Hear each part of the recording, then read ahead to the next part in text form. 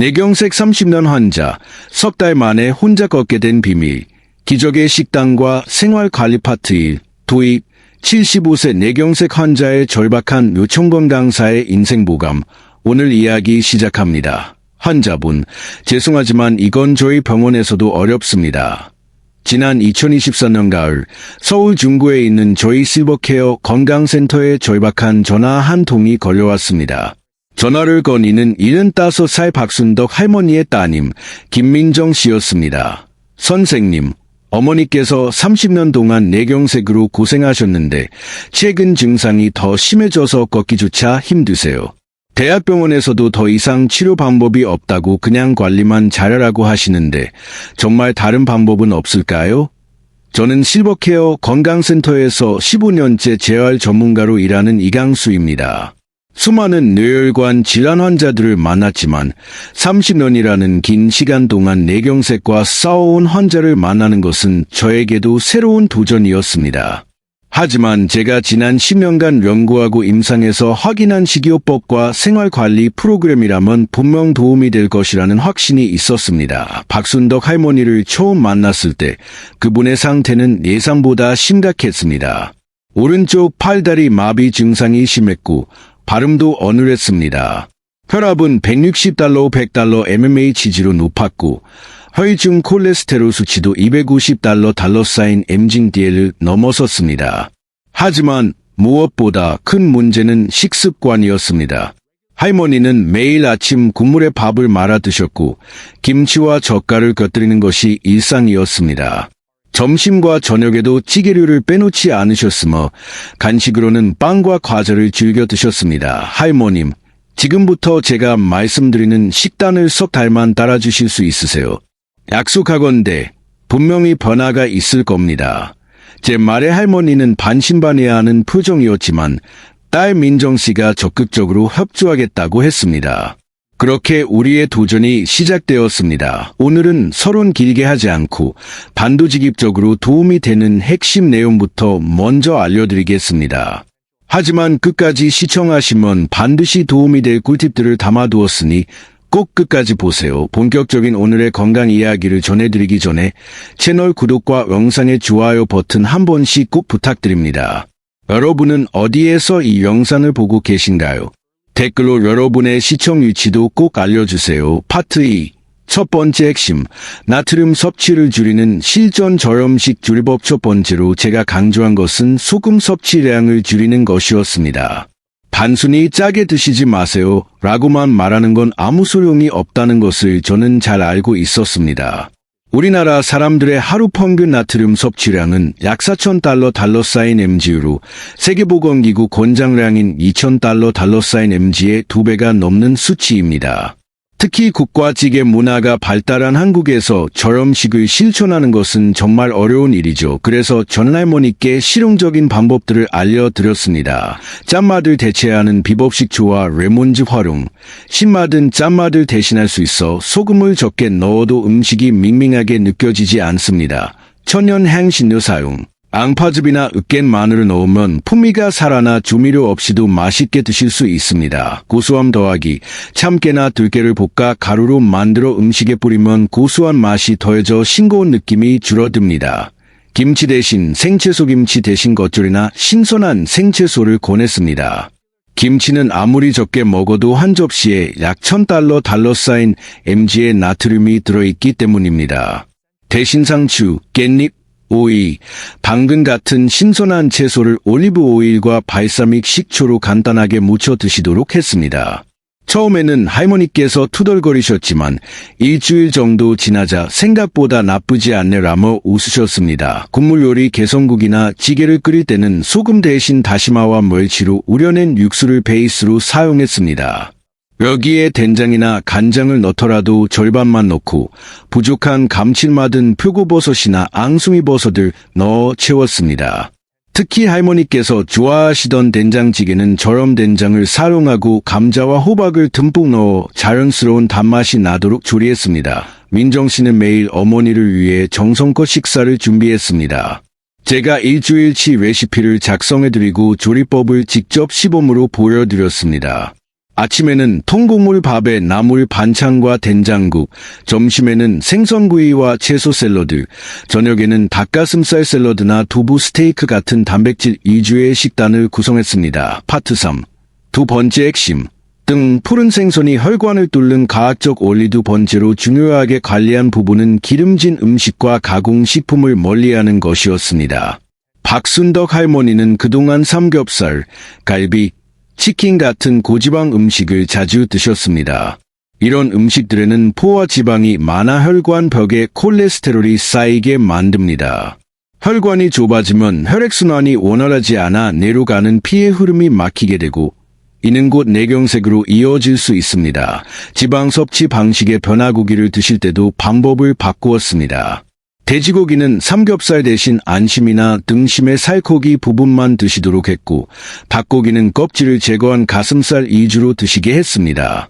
소고기도 갈비나 등심보다는 우둔살이나 홍두깨살처럼 지방이 적은 부위를 선택했습니다. 조리법 또한 중요했습니다. 기름에 튀기거나 볶는 대신 찌거나 삶거나 구워서 드시도록 했습니다. 특히 에어프라이어를 활용하여 기름을 거의 사용하지 않고도 바삭하게 조리할 수 있어 할머니께서도 만족하셨습니다.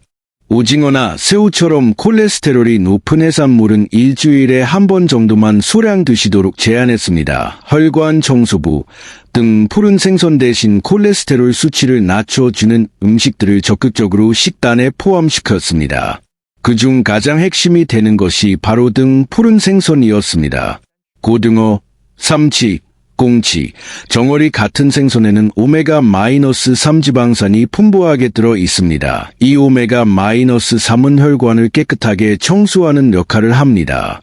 혈중 중성 지방을 낮추고 벌프 나쁜 콜레스테롤, 저밀도 지질 단백, 벌프 은주리머, 벌프 좋은 콜레스테롤, 고밀도 지질 단백, 벌프은 높여줍니다. 또한 혈소판이 서로 엉겨붙어 벌프 피떡, 혈전, 벌프을 만드는 것을 막아주기 때문에 뇌혈관이 막히는 것을 예방할 수 있습니다. 저는 할머니께 일주일에 3번 이상 등 푸른 생선을 드시도록 권했습니다. 월요일에는 고등어구이, 수요일에는 삼치조림, 금요일에는 꽁치찜식으로 메뉴를 짰습니다. 생선을 조리할 때도 소금을 많이 사용하지 않고 생강, 마늘, 청양고추로 비린내를 잡았습니다. 특히 생선뼈째 드시는 것이 좋다고 말씀드렸는데 생선뼈에는 칼슘이 풍부하여 뼈 건강에도 도움이 되기 때문입니다. 압력솥에 생선을 무와 함께 푹 끓이면 뼈까지 부드러워져서 드시기 편합니다. 파트 4. 충격 반전. 마비된 오른팔로 다시 숟가락을 든 순간까지의 식단 변화. 세 번째 핵심. 흰색 과일과 채소 사과, 배, 양파, 마늘, 무 같은 흰색 계열의 식품에는 식물성 섬유질과 플라보노이드라는 항산화 성분이 많습니다. 이 성분들은 혈관을 청소하는 청소부 역할을 합니다. 특히 사과와 배에 든 펙틴이라는 수용성 섬유질은 장에서 콜레스테롤 흡수를 막아줍니다. 할머니께는 아침마다 사과 반개와 배 4분의 1개를 갈아 주스로 만들어 드렸습니다. 여기에 당근 한 토막과 샐러리 한 줄기를 더해 영양을 풍부하게 했습니다. 양파는 매일 식사에 빠지지 않도록 했습니다. 생으로 드시기 힘들 때는 찬물에 10분 정도 담가 매운맛을 줄인 후 초고추장에 묻혀 드시거나 샐러드에 넣어 드시도록 했습니다. 마늘도 매일 서너 쪽씩 드시도록 권했습니다. 마늘의 알리신 성분은 혈압을 낮추고 혈전 형성을 막아줍니다.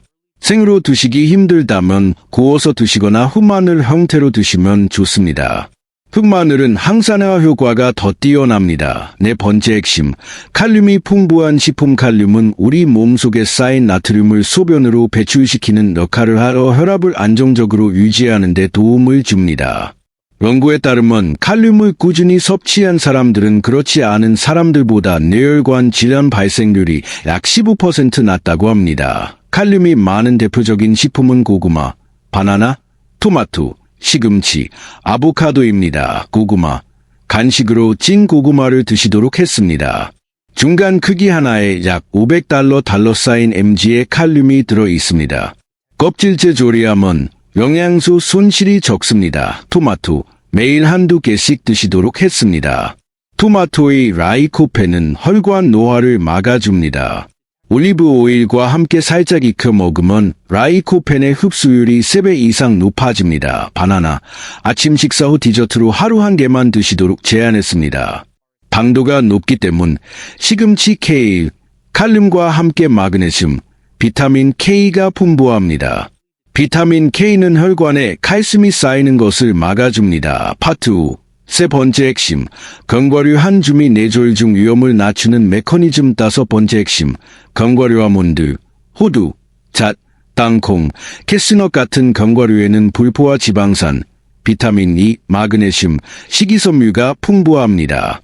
특히 호두에는 오메가-3 지방산의 일종인 알파리놀렌산이 많아 뇌 건강에 좋습니다. 아몬드의 비타민 E는 항산화 효과가 뛰어나 혈관벽 손상을 막고 염증을 줄여줍니다. 저는 할머니께 매일 아침 견과류 한 줌, 약 30g 정도를 드시도록 했습니다. 견과류는 칼로리가 높으므로 체중 증가를 막기 위해 적정량을 지키는 것이 중요합니다. 시중에 파는 가염 운가당 제품은 피하고 무염 제품, 생으로 된 것이나 살짝 볶은 것을 선택해야 합니다. 여섯 번째 핵심, 해조류 미역, 다시마, 김, 파래 같은 해조류에는 알긴산과 후코이단이라는 끈끈한 성분이 들어 있습니다. 이 성분들은 수용성 식이섬유로 장에서 콜레스테롤과 결합하여 몸 밖으로 배출시킵니다. 또한 혈당이 급격하게 오르는 것을 막아 당뇨 관리에도 도움이 됩니다. 미역국을 끓일 때 소금 대신 들깨가루를 넣어 구수한 맛을 냈습니다. 시판 조미김은 염분이 많으니 피하고 무염김을 선택하거나 올리브 오일을 살짝 발라 구워 드시도록 했습니다. 할머니께서는 특히 파래 무침을 좋아하셨는데 참기름, 다진 마늘, 통깨로 무치고 식초를 약간 넣어 맛을 더했습니다. 일곱 번째 핵심, 들깨의 오메가-3, 고등어의 25배 비밀. 들깨는 우리나라 사람들에게 축복 같은 식품입니다.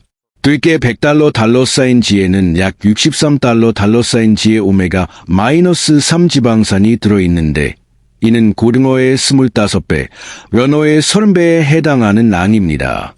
들깨의 오메가-3는 알파리놀렌산 형태로 우리 몸속에서 EPA와 DHA로 전환됩니다.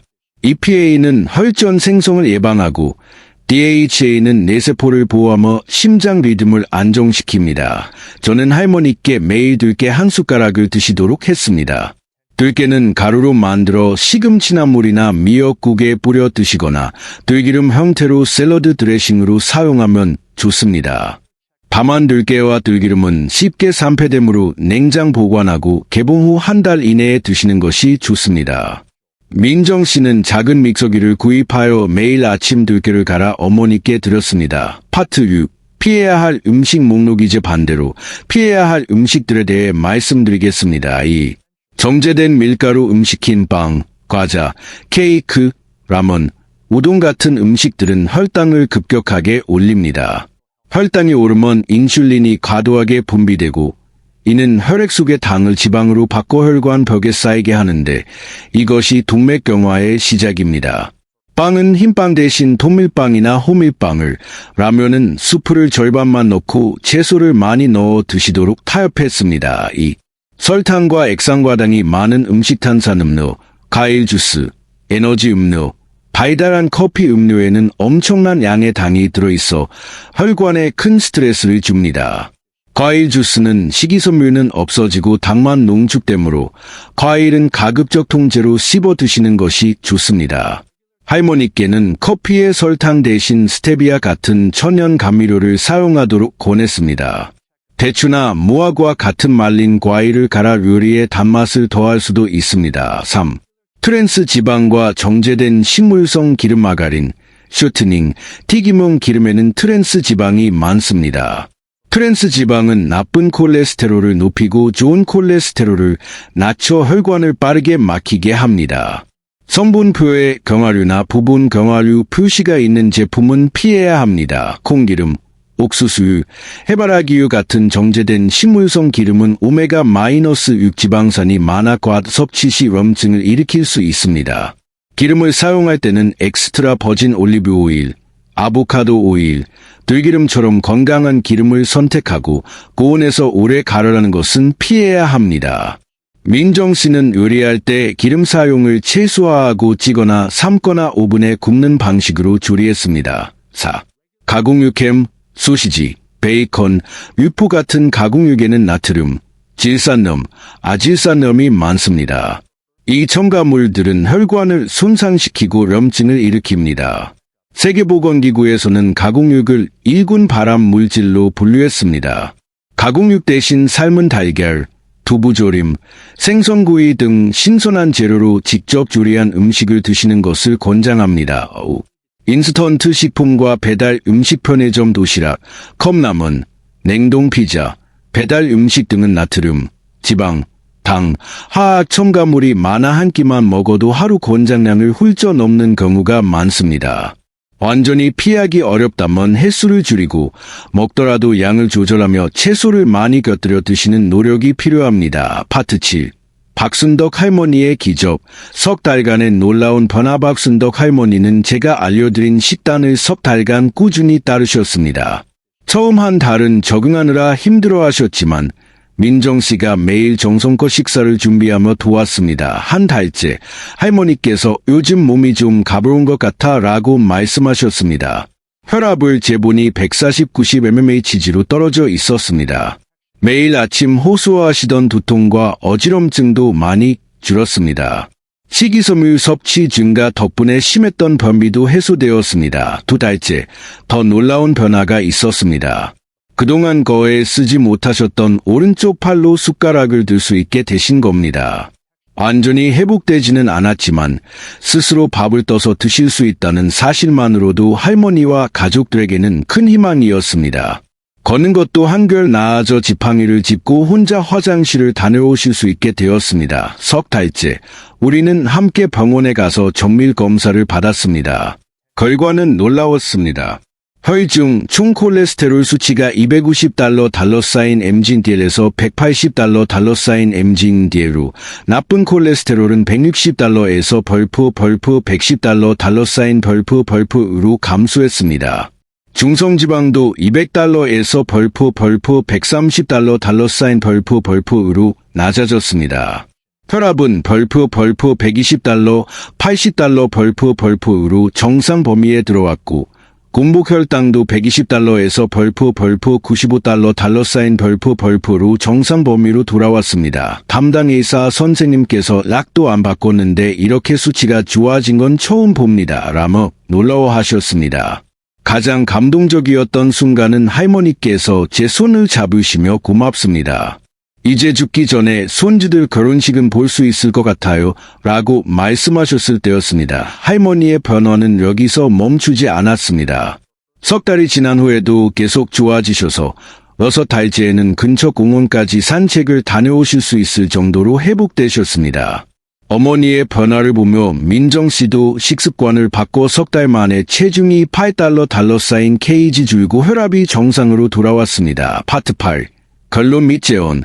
작은 실천이 만드는 기적내경색, 뇌출혈, 뇌졸중은 우리나라 사망 원인 4위 안에 드는 무서운 질병입니다. 하지만 제가 박순덕 할머니를 통해 확인한 것처럼 올바른 식습관과 생활관리만으로도 충분히 예방하고 개선할 수 있습니다. 제가 강조하고 싶은 것은 음식이 약이 될 수 있다는 점입니다. 우리가 매일 먹는 음식이 우리 몸과 혈관을 만들고 건강을 만듭니다. 주의사항, 이미 뇌혈관 질환을 앓고 계신 분들은 반드시 의사 선생님과 상담을 하시고 처방받은 약을 임의로 끊어서는 안 됩니다. 제가 말씀드린 식이요법은 약물치료와 병행할 때 가장 효과적입니다.